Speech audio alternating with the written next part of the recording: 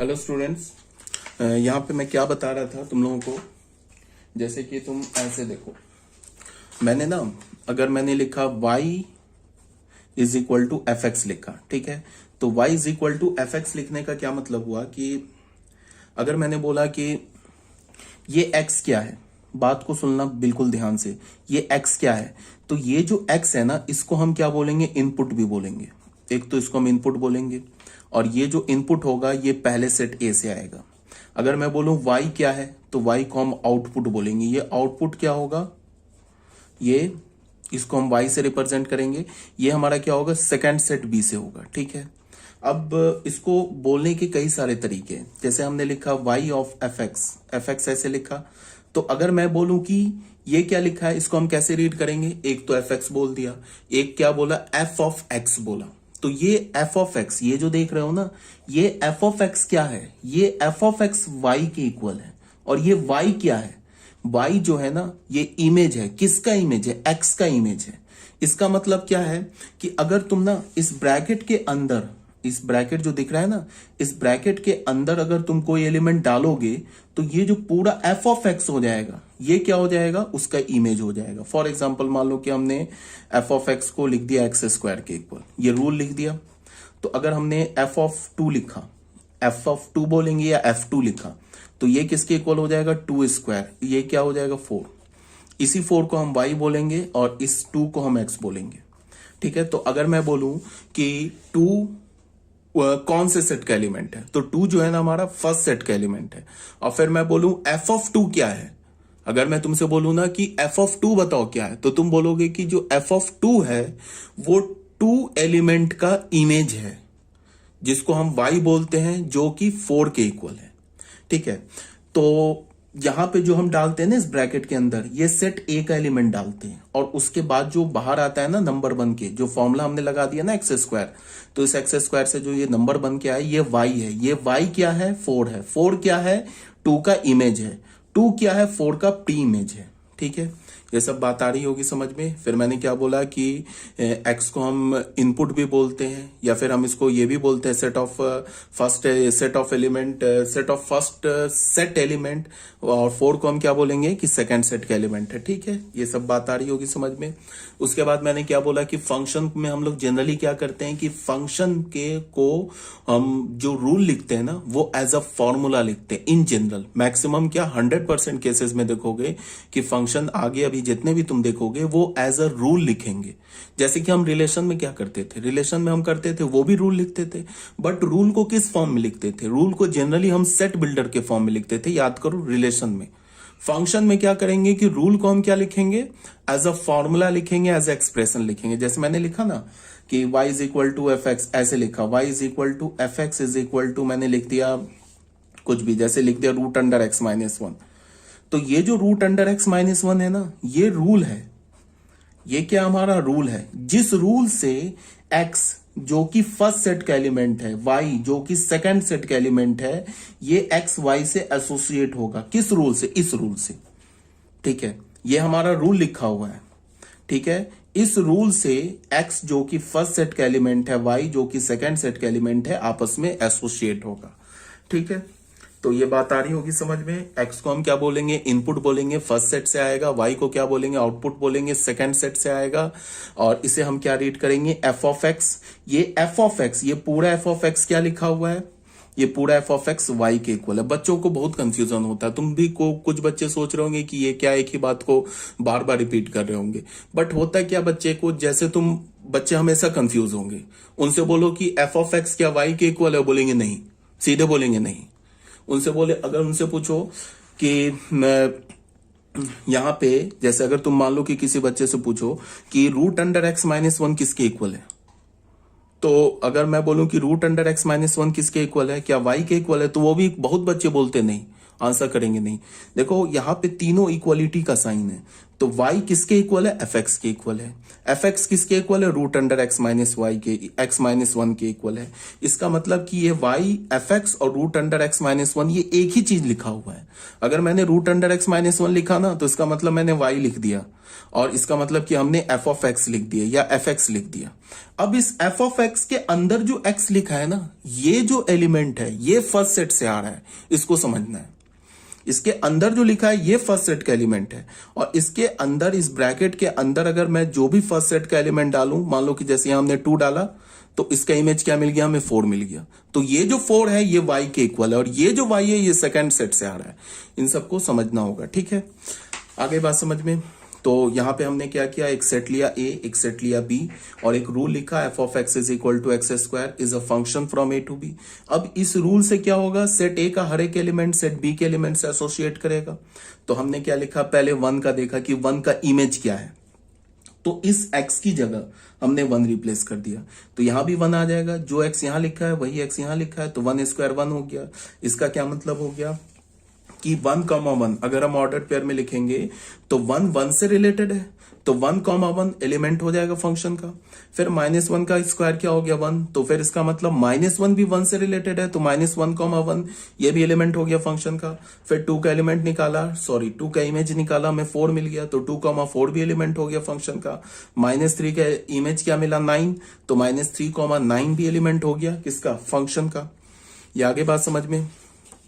तो फिर देखो बच्चों, हमने क्या किया कि ये जो अभी हमने ऑर्डर पेयर लिया ना, ये सारे ऑर्डर पेयर, इसको हमने ऐसे लिख दिया। तो ये किस फॉर्म में फंक्शन लिखा हुआ है? रोस्टर फॉर्म में ये फंक्शन लिखा हुआ है। ये फंक्शन रोस्टर फॉर्म में लिखा हुआ है। इसका डोमेन क्या होगा? हर एक ऑर्डर पेयर के पास जाओ, उसका फर्स्ट एलिमेंट उठा के सेट बना दो, तो ये डोमेन हो जाएगा। अच्छा, इसमें ना फंक्शन में एक बात को ध्यान में रखो। फंक्शन में मैंने क्या बोला? फंक्शन का रूल क्या बताया था? फंक्शन का ये रूल बताया था कि पहले सेट के हर एक एलिमेंट का इमेज आना चाहिए। इसका मतलब ये है कि जब भी तुम फंक्शन को ऑर्डर्ड पेयर में लिखोगे तो हर एक ऑर्डर्ड पेयर, जब भी फंक्शन को ऑर्डर्ड पेयर में लिखोगे तो क्या होगा? उस ऑर्डर्ड पेयर में फर्स्ट सेट के सारे एलिमेंट आ रहे होंगे। समझ रहे हो? अगर फंक्शन को मैं ऑर्डर्ड पेयर में लिखूं तो हर एक ऑर्डर्ड पेयर में तुम जाओ, अगर ऑर्डर्ड पेयर में जाओ, फर्स्ट सेट का हर एक ऑर्डर्ड पेयर में जाओ और उसके फर्स्ट एलिमेंट का सेट बना लो, तो तुम देखोगे कि फर्स्ट सेट आ गया, सेट ए आ गया। क्यों आ जाएगा? बिकॉज अगर वो फंक्शन है तो ए सेट के हर एक एलिमेंट का इमेज मिलेगा ना। तो होता क्या है कि फंक्शन में जो, अगर मैं बोलूं ना कि फंक्शन ए से बी में है, तो जो पहला सेट होता है ना बच्चे, जो पहला सेट होता है वो डोमेन हो जाता है। उसमें कोई डोमेन निकालने वाली जैसी कोई बात ही नहीं है।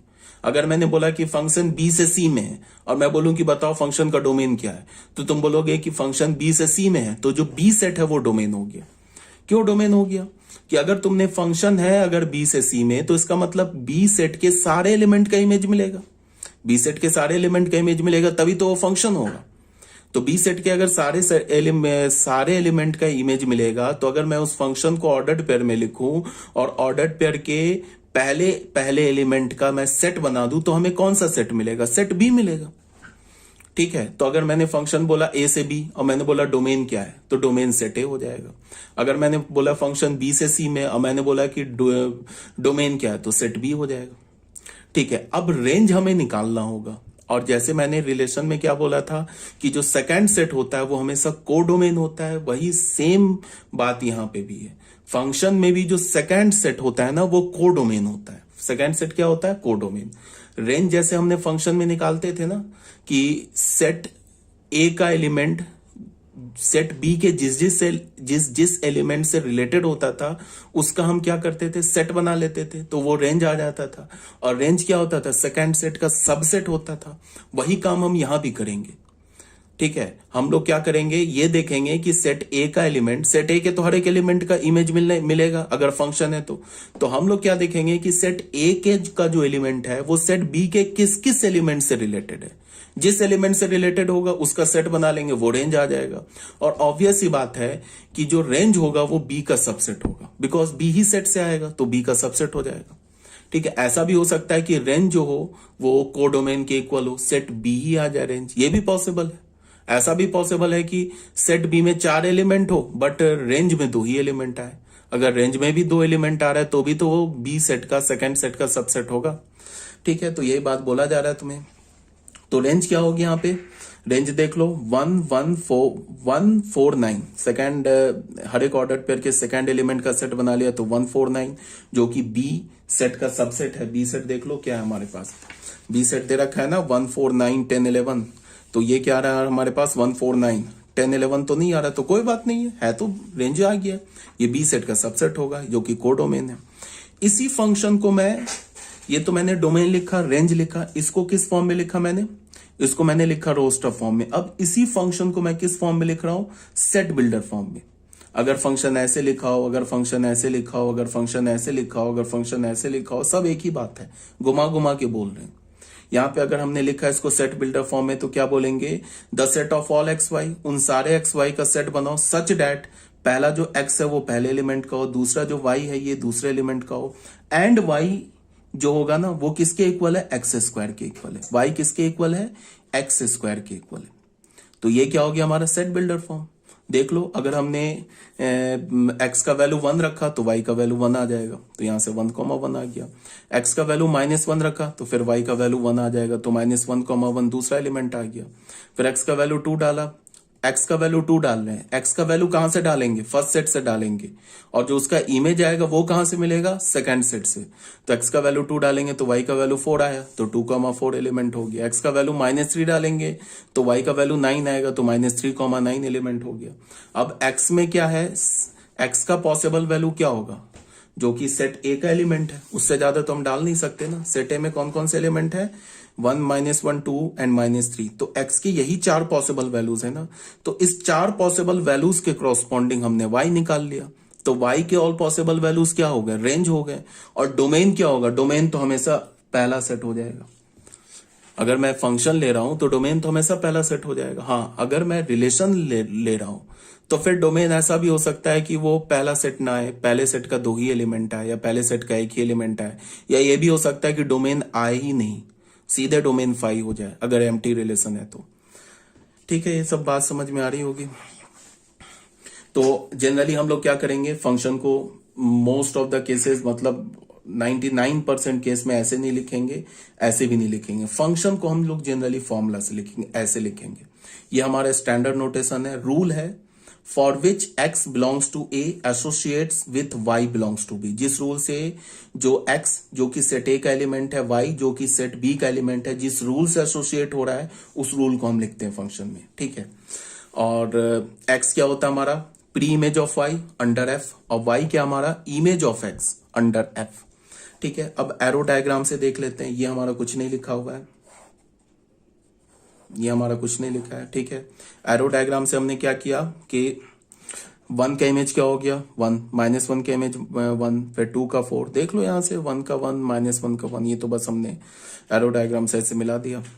अब आ जाओ बच्चों थर्ड में। थर्ड में क्या दे रखा है, फिर वही 2 सेट, एक सेट ए एक सेट बी। सेट ए में क्या 1 2 5 7, सेट बी में क्या 3 4 5 6 7।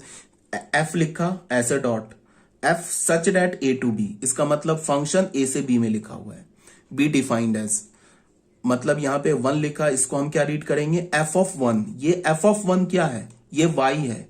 ये एफ ऑफ 1 क्या है, ये इमेज है। किसका इमेज है, 1 का इमेज है। इसको समझो, बार बार स्ट्रेस देके बोल रहा हूं, बच्चे कंफ्यूज होते हैं।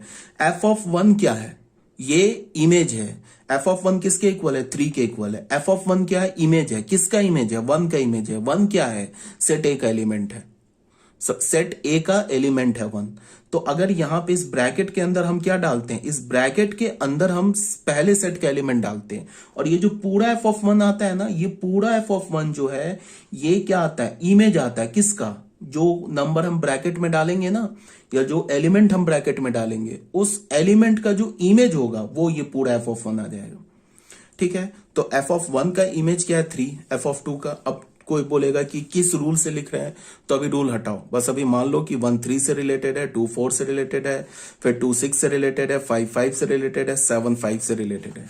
तो क्या ये फंक्शन है, बिल्कुल फंक्शन है, बिकॉज 1 2 5 7 देख लो 1 2, अच्छा ये फंक्शन नहीं है।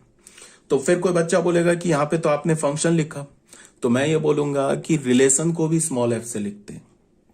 कहीं पे तो नहीं लिखा है ना कि is a function from a to b, function word नहीं लिखा है ना, ये स्मॉल एफ लिखा है तो स्मॉल एफ रिलेशन भी हो सकता है। ये स्मॉल एफ फंक्शन कब होगा? ये स्मॉल एफ फंक्शन तभी होगा जब डोमेन के हर एक एलिमेंट का इमेज मिलेगा और यूनिक इमेज मिलेगा, तभी जाके स्मॉल एफ फंक्शन होगा। यहां पे हमने क्या देखा कि 2 का इमेज 4 भी आ गया और 2 का इमेज 6 भी आ गया। तो 2 जो कि फर्स्ट सेट का एलिमेंट है, इसके दो इमेजेस आ गए। तो 2 के दो इमेजेस आ गए। इसका मतलब क्या हुआ कि ये जो स्मॉल एफ है ना, is not a function from set a to b. Small f is a relation from set a to b. देखो, कोई बच्चा बोलेगा कि सेट ए के तो सारे एलिमेंट का इमेज आ गया, तो हाँ ठीक है, आ गया। 1 का भी इमेज मिल रहा है, 2 का भी इमेज मिल रहा है, 5 का भी मिल रहा है, 7 का भी मिल रहा है। बट सेट ए के का जो एलिमेंट 2 है, इसका यूनिक इमेज नहीं आया, इसके दो इमेजेस आ गए। और मैंने क्या बोला कि अगर पहले सेट के किसी भी एलिमेंट के का यूनिक इमेज नहीं हो तो फंक्शन वो नहीं होगा, या अगर पहले सेट के किसी भी एलिमेंट का इमेज ही नहीं मिले हमें तो भी वो फंक्शन नहीं होगा। फंक्शन कब होगा? जब पहले सेट के हर एक एलिमेंट का इमेज मिले दूसरे सेट बी में और यूनिक इमेज मिले, तब जाके वो फंक्शन होगा। तो ये बात समझ में आ गई होगी। अब देखो, इसको हमने इस फंक्शन तो रहा नहीं, इसको हमने क्या किया, ऑर्डर पेयर में लिखा। तो ऑर्डर पेयर क्या होगा? चाहे फंक्शन हो चाहे रिलेशन हो, वो तो हमेशा एक क्रॉस बी का सबसेट होगा। तो यहां पे हमने डोमेन निकाला, तो डोमेन क्या आ गया? 1 2 5 7 सेट ए। रेंज निकाला तो क्या हो गया? 3 4 5 6 आ गया, जो कि सबसेट हो गया बी सेट का, जो कि को डोमेन है। अब यहां पे क्या लिखा है? Clearly 2 belongs to set a, have 2 different images under f. जो 2 है ना, जो पहले सेट का एलिमेंट है, उसके 2 डिफरेंट इमेजेस आ रहे हैं। किसके अंडर? फंक्शन एफ के under. F is not a function from a to b. अगर एफ फंक्शन नहीं है तो एफ फिर रिलेशन है। अब इसको एरो डायग्राम से देख लो। एरो डायग्राम में क्या है? 2 से देखो, दो एरो जा रहा है, ठीक है। तो ये क्यों दो एरो जा रहा है? बिकॉज 2 4 से भी रिलेटेड है, 2 5 6 से भी रिलेटेड है। तो 2 का यूनिक इमेज नहीं मिल रहा है। यूनिक इमेज कब मिलेगा? जब 2 सिर्फ एक एलिमेंट से रिलेटेड होगा, तभी तो उसका इमेज यूनिक आएगा। तो हम क्या बोलेंगे कि 2 का यूनिक इमेज नहीं मिला, so this is not a function. ये जो रूल लिखा है ना, जिस रूल से ये एलिमेंट एसोसिएट हो रहे हैं ना, जिस रूल से एसोसिएट हो रहे हैं, ये एक फंक्शन नहीं है। तो ये क्लियर होगा। अच्छा, अब यहां पे आगे देखो क्या है। 4th पॉइंट में आ जाओ या 4th एग्जाम्पल में आ जाओ। फिर एक सेट ए दे रखा है, एक सेट बी दे रखा है। देख लो, सेट ए का एलिमेंट -5 6 0 हाफ और बी का एलिमेंट है 25 0 49 36 8। फिर हमने एफ लिखा। अब ये फंक्शन भी हो सकता है, ये रिलेशन भी हो सकता है। अब हमें चेक करना पड़ेगा, हमें 2 बातों को चेक करना होगा। पहली बात क्या कि पहले सेट के हर एक एलिमेंट का इमेज मिल रहा है या नहीं मिल रहा है। दूसरी बात क्या, यूनिक मिल रहा है या नहीं मिल रहा है। अगर यूनिक भी मिल जाए और पहले सेट के हर एक एलिमेंट का इमेज भी मिल जाए तो फिर ये स्मॉल एफ फंक्शन हो जाएगा। अगर ये फंक्शन नहीं होगा तो रिलेशन हो जाएगा, ठीक है। अब एक बात और, छोटी सी बात यहां पे, कि अगर मैंने सेट ए को सेट बी के एलिमेंट से एसोसिएट किया, तो अगर फंक्शन नहीं है तो फिर वो रिलेशन होगा। बट अगर रिलेशन नहीं है, अगर फंक्शन नहीं है, तब गारंटी बोलेंगे कि वो क्या है? रिलेशन होगा, ठीक है। और अगर रिलेशन नहीं है तो रिलेशन तो होगा ही हमेशा। ये तो ऐसा हम उल्टा तो बोल नहीं सकते। अगर मैंने सेट ए लिख दिया, सेट बी लिख दिया, और सेट ए का कोई भी एलिमेंट सेट बी के किसी भी एलिमेंट से एसोसिएट ना हो तो भी रिलेशन है। सेट ए का सारा एलिमेंट सेट बी के सारे एलिमेंट से रिलेटेड हो तो भी रिलेशन। तो रिलेशन तो होना ही होना है, ठीक है। तो हम क्या बोल सकते हैं कि if f is not a function, अगर हमारा फंक्शन नहीं है, then it can not be a relation. वो एक क्या मैंने बोला? If f is not a function then it can be, then f is a relation. अगर एफ हमारा फंक्शन नहीं है तो ये क्या इंप्लाई करेगा? एफ इज अ रिलेशन, ठीक है। ऐसा नहीं होगा कि फंक्शन नहीं है तो फिर चलो कुछ भी नहीं है। फंक्शन नहीं है तो रिलेशन है। ज्यादा से ज्यादा क्या होगा? यही होगा ना, सेट ए का एलिमेंट सेट बी के एलिमेंट से रिलेट ही नहीं होगा तो भी फंक्शन, सॉरी रिलेशन है, नल रिलेशन है तो रिलेशन। अगर तुमने कोई 2 सेट लिख दिया, नॉन एम्प्टी सेट लिख दिया और छोड़ दिया, तो अगर वो फंक्शन नहीं है तो रिलेशन है, रिलेशन तो होगा ही होगा, ठीक है। अब हमने एक एफ लिखा, एक रिलेशन। इसको मैं पहले रिलेशन बोलता हूं, अगर फिर उसके बाद मैं चेक करूंगा कि क्या ये रिलेशन फंक्शन है। तो एफ को अभी मैं रिलेशन मान के चल रहा हूं। रिलेशन है ए से बी में। रिलेशन का रूल क्या दे रखा है कि the set of all x y such that y is equal to x square where y belongs to natural number. x को नहीं बोला नेचुरल नंबर होगा, बात को ध्यान से देखो, सिर्फ y को बोल रहा है कि y नेचुरल नंबर होना चाहिए, मतलब कि जो x का इमेज होगा वो इमेज नेचुरल नंबर होना चाहिए। तो ठीक है, हम लोग बस इस रूल से एसोसिएट करते हैं। Clearly 0 and half belongs to A. देखो 0 और हाफ, सेट ए का एलिमेंट चाहे कुछ भी हो जाए, नेचुरल हो जाए, होल हो जाए, रैशनल इरेशनल कुछ भी हो जाए, बी का एलिमेंट मतलब कि जो वाई है ना, वाई वो क्या होना चाहिए, जो एक्स का जो इमेज होना चाहिए वो नेचुरल नंबर नहीं होना चाहिए। ठीक है, वो क्या, सॉरी, वो नेचुरल नंबर होना चाहिए। ठीक है, तो एक बात बताओ, 0 का इमेज क्या होगा, 0। अंडर दिस रूल एक्स का वैल्यू 0 डालोगे तो वाई का वैल्यू क्या मिलेगा, 0। तो 0 का इमेज 0, तो ठीक है। तो but 0 is not a natural number, 0 तो नेचुरल नंबर नहीं है। 0 का इमेज क्या मिला, 0, और 0 हमारा नेचुरल नंबर नहीं है। इसका क्या मतलब है कि इस सेट का जो ये एलिमेंट 0 दे रखा है ना, इसका कोई भी इमेज नहीं है बी में। ठीक है, फिर हाफ का स्क्वायर क्या होगा, अगर ये तो हाफ किसका काम कर रहा है, एक्स का काम कर रहा है ना, तो यहां पे तुम एक्स की जगह हाफ डालोगे तो वाई क्या मिलेगा, 1/4। 1/4 कैसा है, 1/4 तो नेचुरल नंबर है नहीं। इसका क्या मतलब हुआ कि 1/2 का सेट बी में कोई भी इमेज नहीं मिलेगा। तो अब ये देखो, ये रूल कैसा दे रखा है, ये रूल ऐसा दे रखा है कि जिससे 0 और हाफ का कोई इमेज नहीं मिल रहा है। तो इसका क्या मतलब है, again it is not a function, it is a relation. तो ये हमारा फंक्शन नहीं, ये क्या हो गया, रिलेशन हो गया। ठीक है, इसको देखो हमने किसमें क्या लगा रखा है, एरो डायग्राम में। -5 का इमेज क्या है, 25। 6 का इमेज क्या है, 36। अब बाकी 0 हाफ का तो हमें यही नहीं मिलेगा, इमेज ही नहीं मिलेगा। Clearly 0 and half have no image under f. F is not a function, it is a relation. F हमारा फंक्शन नहीं, रिलेशन हो गया। ठीक है, यहां तक बात आ रही होगी समझ में अभी तक। अब आ जाओ domain, codomain and range of a function. फिर वही बात, डोमेन अगर मैं बोलूं फंक्शन का क्या होगा, तो अगर मैंने फंक्शन बोला ना सेट ए से सेट बी में, तो सेट ए अगर मैंने बोल दिया कि फंक्शन है, तो सीधे बोल दो कि पहला सेट डोमेन है और जो दूसरा सेट है वो कोडोमेन है। रेंज निकालना पड़ेगा, रेंज हमें चेक करना पड़ेगा। ठीक है, तो अगर मैंने f बोला a टू b, अब यहां पे मैंने बोल दिया function from a to b, f को मैंने फंक्शन बोल दिया ऐसे b में है, तो जो पहला सेट होता है ना, ये डोमेन ऑफ द फंक्शन हो जाता है। जो दूसरा सेट होता है ना b, ये को डोमेन ऑफ द फंक्शन हो जाता है।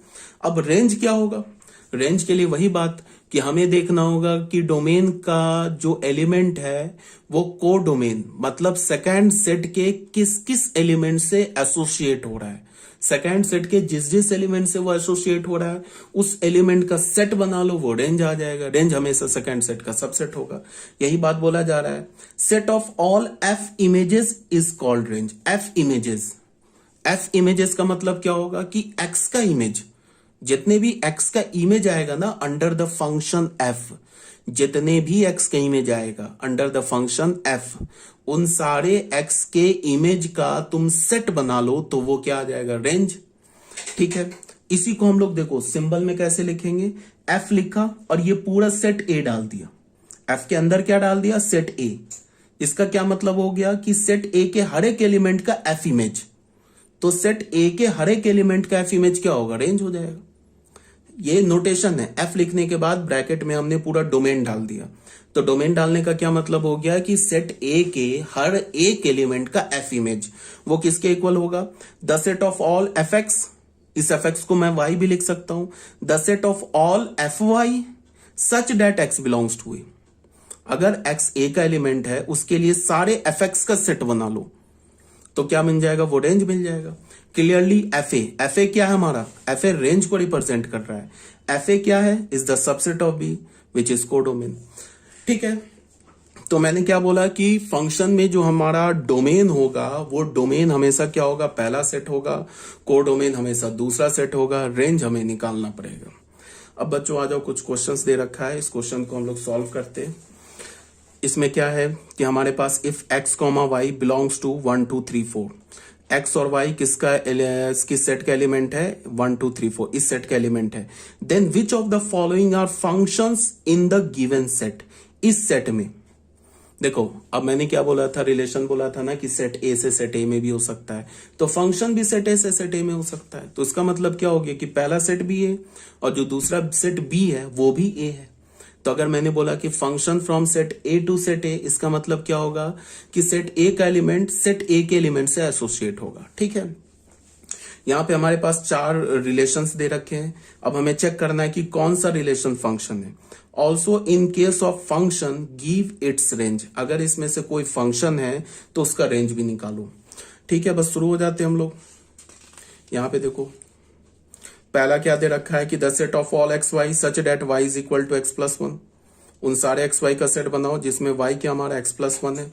तो इसको हम क्या बोलेंगे, ये देख लो, यहां पे हमने y को क्या बोला, x प्लस 1 बोला। तो कोई दिक्कत नहीं है, x कहां से आएगा, पहले सेट से आएगा, y कहां से आएगा, ये भी पहले सेट से आएगा। तो 1 का इमेज क्या हो जाएगा, 1 यहां डालेंगे तो 1 का इमेज 2 हो जाएगा। अगर हमने x का वैल्यू 1 डाला तो y क्या मिल गया, 2। तो देख लो 1,2 आ गया। फिर हमने x का वैल्यू 2 डाला। 2 क्यों डाला, बिकॉज इस सेट का दूसरा एलिमेंट डाला 2, तो हमें y का वैल्यू 3 मिल गया। फिर 3 डाला तो क्या मिल गया, y का वैल्यू 4 मिल गया।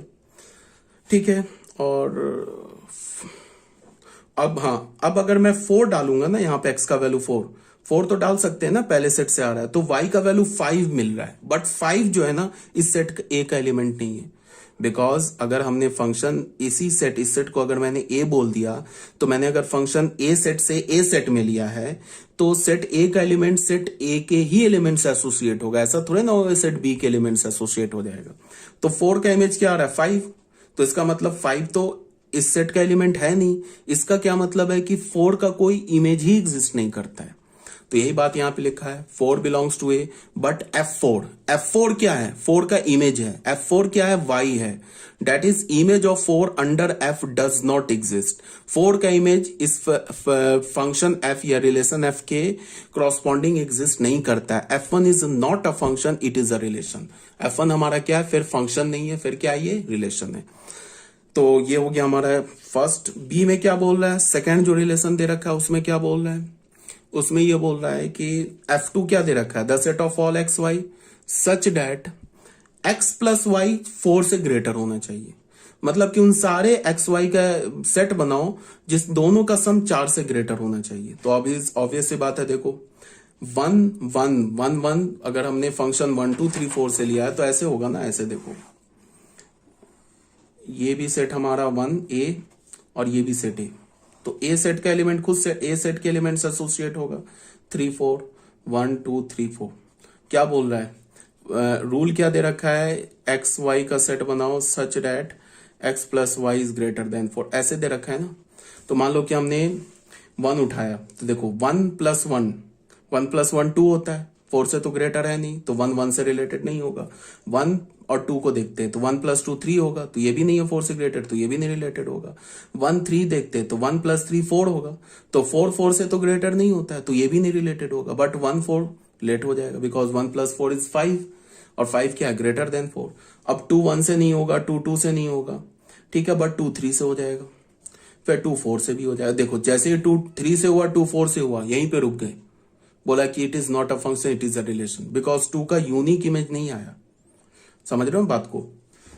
अब 3 1 से नहीं होगा, फिर 3 2 से भी हो जाएगा, फिर 3 3 से भी हो जाएगा, 3 4 से भी हो जाएगा, फिर 4 1 से हो जाएगा, फिर 4 2 से भी हो जाएगा, 4 3 से भी हो जाएगा, 4 4 से भी हो जाएगा। तो ये तो ऑब्वियस सी बात है, it is not a function, it is a relation. तो यहाँ पे ये दे रखा है, देख लो, ये सबको मैंने ऑर्डर पेयर में ले लिया है। ठीक है, क्लियरली 2 3 4 देख लो, 2 का भी 2 जो है। अब तुम अगर ऑर्डर्ड पेयर में देखोगे तो इस ऑर्डर्ड पेयर को देखो और इस ऑर्डर्ड पेयर को देखो, यहाँ इस दोनों ऑर्डर्ड पेयर का जो पहला एलिमेंट है वो दोनों में आ रहा है, यहाँ भी 2 आ रहा है, यहाँ भी 2 आ रहा है। इसका मतलब क्या हुआ कि 2 का इमेज 3 भी और 2 का इमेज 4 भी है, which is not possible in the case of function. So it is not a function, it is a relation. Clearly 2 2 3 and 4 have appeared more than once as first component of ordered pair। अगर कोई भी element एक से ज्यादा बार दिखाई दे दे ordered pair में, इसका मतलब है कि उसका एक से ज्यादा इमेज है, तो एक से ज्यादा इमेज है तो वो फंक्शन नहीं है। Clearly 2, 3 and 4 have appeared more than once as first component of order pair, means 2, 3 and 4 have more than one image. 2, 3 और 4 का एक से ज्यादा इमेज है, ठीक है. So it is not a function. This implies F2 is not a function, it is a relation. अब बच्चों आ जाओ F3 में. F3 में क्या बोल रहा है कि the set of all x y such that y is less than x. y क्या होना चाहिए, मतलब कि जो सेकंड एलिमेंट है वो पहले एलिमेंट से छोटा होना चाहिए. तो फिर तुम देख लो, अगर हम लोग इसको ना ऐसे करके देख ले, अगर हम लोग इसको सेट ए बना ले, ए से में सेट में फंक्शन है ना, अभी तो फंक्शन नहीं बोल सकते, रिलेशन बोलेंगे 1 2 3 4 1 2 3 4. F3 दे रखा है ना, F3 क्या दे रखा था, set of all x y such that y is less than x, ये दे रखा है ना. तो बताओ इसमें बोलो 1 किससे रिलेटेड होगा, 1 से रिलेटेड नहीं होगा, 1 2 से नहीं, y होना चाहिए छोटा, तो यहां छोटा होना चाहिए, तो 1 से छोटा तो कोई नहीं है, तो 1 किसी से भी रिलेटेड नहीं होगा, तो 1 किसी से भी रिलेटेड नहीं, तो पहले ये फंक्शन खत्म हो गया. अब अगर हम लोग सब सारे ऑर्डर्ड पेयर देख लेते हैं, 2 किससे रिलेटेड होगा, 2 जो होगा 2 1 से रिलेटेड होगा, बिल्कुल होगा, बिकॉज y है ना, इससे छोटा है. 2 2 से नहीं होगा बिकॉज ये तो इक्वल है. 3 से भी नहीं होगा, y तो बड़ा हो गया. अब 3 किससे रिलेटेड होगा, 3 1 से भी होगा, 3 2 से भी होगा, बस हो गया. 4 किससे रिलेटेड होगा, 4 1 से होगा, 4 2 से होगा, 4 3 से भी होगा. तो यहाँ पे मैंने इसको ऑर्डर पेयर में लिख दिया, देख लो, यहाँ पे मैंने ना इसको ऑर्डर पेयर में लिख दिया. तो clearly 4 have 2 different images, hence F3 is not a function, it is a relation. अब आ जाओ फोर्थ पार्ट में.